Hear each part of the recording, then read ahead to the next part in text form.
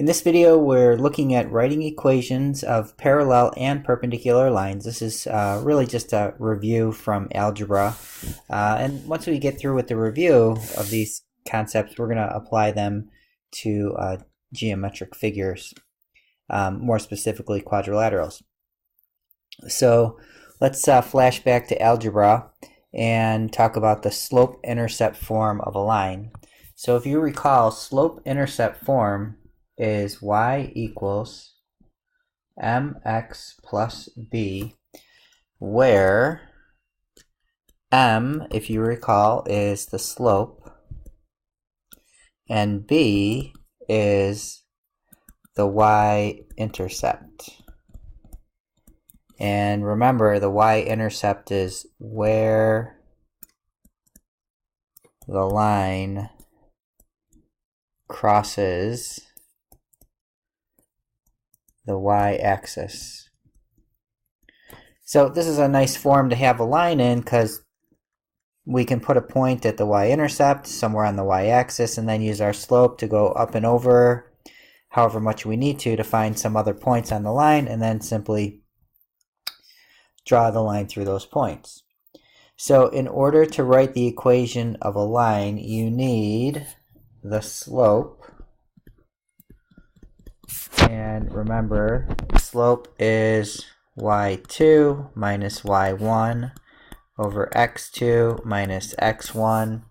And we talked about that being written as delta y over delta x, which can be said the change in y over the change in x. And remember, this is delta. It's a Greek letter. Okay, we also use it for our triangle symbol, but in this context, we use it to mean change. So it says delta y, but you could read it as change in. So delta x, change in x. All right, so the first thing we need is the slope, and the second thing that we need is the y-intercept. All right, and then if we have these two things, we can write it in slope-intercept form. So let's take a look at an example. We want to write the equation of the line given the following and then graph. So we want to find the line that passes through the point 5, -1 and has a slope of -2. That should be an equal sign here. So remember, we have our slope-intercept form, y equals mx plus b. So step 1, go ahead and write these steps down so you can refer to them later. Find b using given information. Okay, so we have a value of x, which I'm going to plug in for x, and I have a value for y, which I'll substitute in for y, and I also have the slope. The slope is -2, so I'm going to substitute that in. So y is -1, so -1 is equal to m, which is -2, times x, which is 5, and then plus b. So that's our first step. We're going to find b using the given information. So we had all of these highlighted variables here. We had numbers for those. So I have -1 is equal to -10 plus b, which means that b is equal to, we're going to add 10 to both sides, so b is equal to 9. Okay, then so now that we have b, step 2 is substitute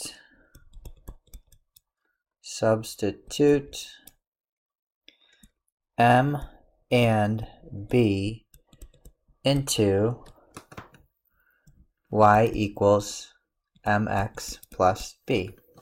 So our slope is here, which is still green, and our y-intercept now, here's our y-intercept, we found out was 9, so we're going to substitute those in.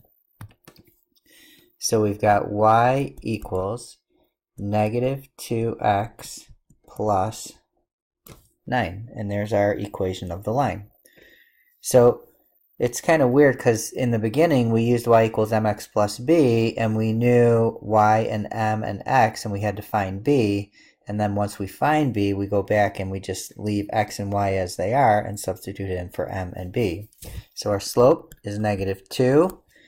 If we had a line that was parallel to this, its slope would be the same. It would be also negative 2. And then if we had a line that was perpendicular to this, it would be the opposite reciprocal, so it would be positive. And the reciprocal of 2 is 1/2. All right, let's go ahead and do one more example in this problem. Let's skip over to example C. So similar, except now in this case, instead of being given the slope and a point, we're just given 2 points. So step 1 is still the same. Well, actually step 1 is going to be different because we have to find the slope. Step 1, find slope. All right, so step 1, we know that m is equal to y2 minus y1 over x2 minus x1. Feel free to pause anytime you need to. All right, so here's my y values. So I've got 2 minus negative 13. And then my x values, 4 and negative 8. So 4 minus negative 8. So that's going to give me 15 over 12, which is going to reduce to 5/4. We'll divide 15 by 3 to get 5 and 12 by 3 to get 4. So there's my slope. Then step 2. Let's block that off there a little bit. Step 2, find b. So now this is where we started in the last problem because we already had the slope, but now we need to find the slope. So we're going to do that the same way. So we're going to substitute in. Now we have 2 points here. We could pick whichever point we want. I'm going to use the second one, 4, 2, because those numbers are a little smaller and they're both positive. So I've got y equals mx plus b, and I'm going to use 2 for my y value. And we found the slope was 5/4. And our x value is 4, so I'm going to write that as 4 over 1, because my slope was a fraction, and then plus b. So this is 2 is equal to, remember when you multiply fractions, you just multiply straight across, so that's 20 over 4 plus b. So that's 2, 20 divided by 4 is 5, plus b. I'll subtract 5 from both sides, so I get negative 3 is equal to b. And now that we have b, step 3, remember, make sure you're writing these steps down in your notes. Substitute m and b into y equals mx plus b.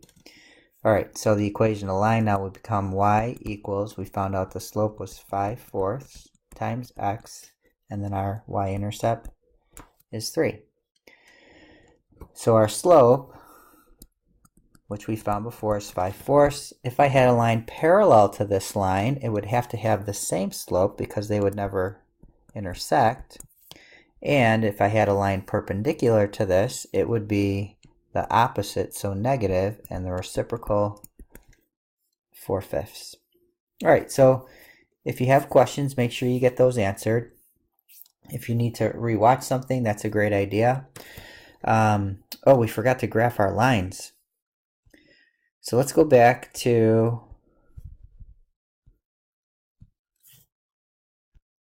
example A. See if we can get back up there. Having a little there we go. Trying to get up to example A. All right, and let's graph this. We've got a y-intercept of 9. So that's going to be a little bit off the graph. So this goes up to 6, 7, 8. So 9 is going to be about there. And we have a slope of -2, so I'm going to go down 2. So that would put me at 7 and over 1. And then down 2 and over 1. And I could do one more, down 2 and over 1. And then we'll draw a nice line through those. There we go. There's the line for that one. Again, pause if you need to, if it went too fast. And then let's go over to this one. And we'll graph this. We have a y-intercept of -3. So we'll make a point at -3. And then our slope was 5, 4. So I'm going to go up 1, 2, 3, 4, 5. And over to the right. 1, 2, 3, 4. If you wanted to graph one more point, you could try and squeeze it in, but it's going to be tough on our graph. And then we'll draw in, missing those points a little bit, but you get the idea. All right, so there's our other line. All right, so we graphed them also. All right, again, make sure you get your question answered. Go ahead and finish up the problems in the notes that we didn't do in the video, and we'll see you next time.